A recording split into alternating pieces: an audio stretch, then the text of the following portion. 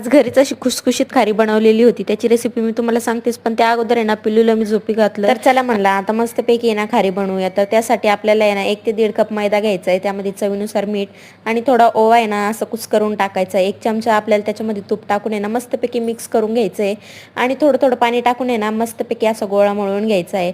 जास्त घट्ट पण नाही आणि जास्त पातळ पण नाही असं आपल्याला. दुसरीकडे आहे ना 1 पळी तेलामध्ये 2 चमचे कॉर्नफ्लॉवर टाकून आपल्याला अशी स्लरी तयार करून घ्यायची आणि त्यानंतर आहे ना सारखे असे 4 गोळे करून आहे ना 4 चपात्या आपल्याला पातळशा लाटून घ्यायच्या आहे आणि त्यावर आहे ना ही आपण स्लरी तयार केलेली मस्तपैकी पसरवून आहे ना थोडासा मैदा टाकून त्यावर आहे ना एकावर एक असं ठेवून अशा प्रकारे आहे ना घडी मारून घ्यायची आहे आणि सगळ्या घड्यामध्ये ना तुम्हाला ही स्लरी लावायची आहे आणि त्यानंतर आहे ना मस्त असं लाटून घ्या आणि अशा कापण्या करून घ्या. नंतर एकीकडे आहे ना कढई घेऊन आपल्याला त्यामध्ये आहे ना ह्या खाऱ्या आहे ना एकदम मंद आचेवर तळून घ्यायचं आहे आणि त्याला थोडा पेशन्स लागतो, पण मस्त अशी खारी तयार होते.